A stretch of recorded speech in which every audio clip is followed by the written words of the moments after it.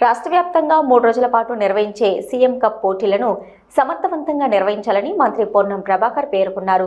ప్రతిష్టాత్మకంగా CM cup పోటీలు నిర్వహించి ప్రతిభావంతులైన క్రీడాకారులను వెలుగులోకి తెచ్చే విధంగా గ్రామ స్థాయి నుంచి ప్రపంచ స్థాయి వరకు పోటీలు నిర్వహిస్తున్నట్లు పేర్కొన్నారు.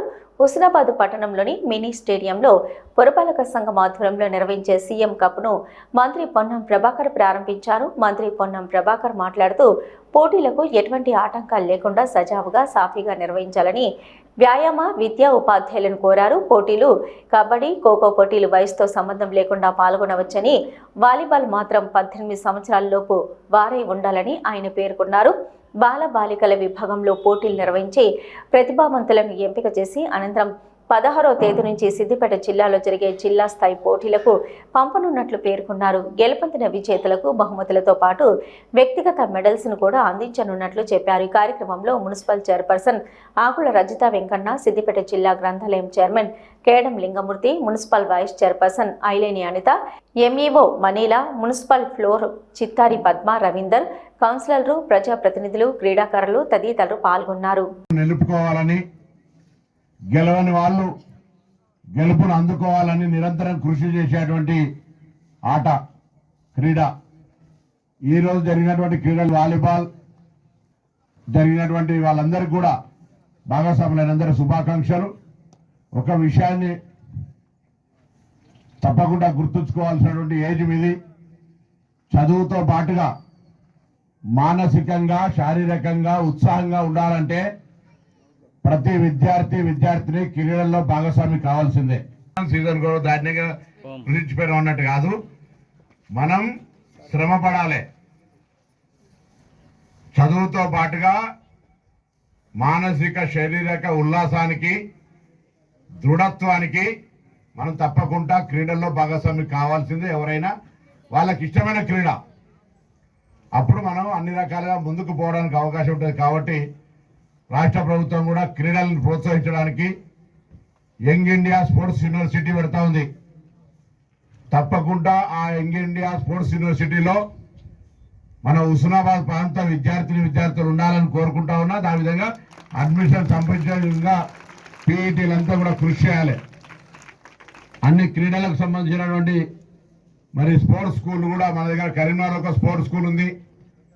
పాత 10 జిల్లాలలో స్పోర్ట్స్ స్కూల్ ఏర్పాటు చేసి అక్కడి నుంచి ఫీడింగ్ పాయింట్స్గా తీసుకొని స్పోర్ట్స్ యూనివర్సిటీ యంగ్ ఇండియా పేరు మీద మన సౌత్ కొరియా పోయినప్పుడు అక్కడ చూసినాను, నేను కూడా పోయినాను. దేశం అది మన తెలంగాణ రాష్ట్రం అంతా ఉంటుంది. 32 మెడల్స్ వచ్చినాయి. ఒకటే అమ్మాయికి 3 మెడల్స్, గోల్డ్ మెడల్స్ వచ్చినాయి. అంటే అంత ఒక అకౌంట్ ఆ విధంగా ట్రైనింగ్ ఉంటుంది. మనిషికి సంబంధించి మొత్తం సైంటిఫిక్గా అక్కడ ఉండేటువంటి వాతావరణ పరిస్థితికి అనుగుణంగా, వాళ్ళ మైండ్ కెపాసిటీకి అనుగుణంగా వాళ్ళకు ట్రైనింగ్ ఇస్తారు.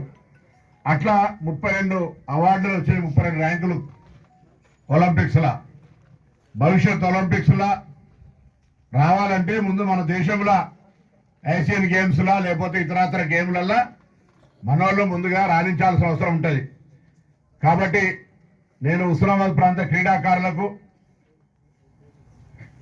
నేషనల్ వార్డినల్, స్టేట్ వార్డినల్ 50,000 రూపాయలు స్టేట్లో ఆడిన వాళ్ళకి ఇస్తా. నిన్న ప్రత్యేకించి నేను చెప్పిన అదేవిధంగా నేషనల్ ఆడిన వాళ్ళకి 1,00,000 రూపాయల బహుమానం. వాళ్ళకి ఎంకరేజ్మెంట్ కొరకు, ఎందుకంటే క్రీడలంటే కూడా ఒక ప్రోత్సాహం ఉండాలనే ఆలోచనతో చెప్పినాం.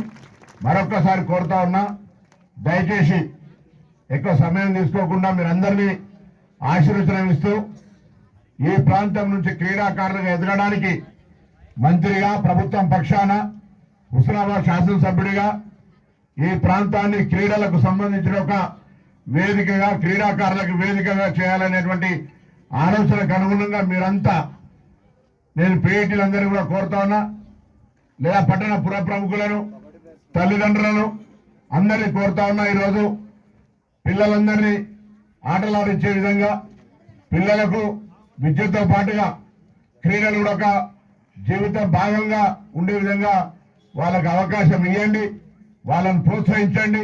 వాళ్ళకి అవకాశం ద్వారా అనేక సంవత్సరాలు అనేక విధాలుగా ఎదగడానికి అవకాశం ఉంటుంది. కాబట్టి క్రీడల్ని జీవితంలో అంతర్భాగం చేసుకునే విధంగా ప్రతి ఒక్కరూ భాగస్వాములు కావాలని కోరుతూ అందరికీ నా శుభ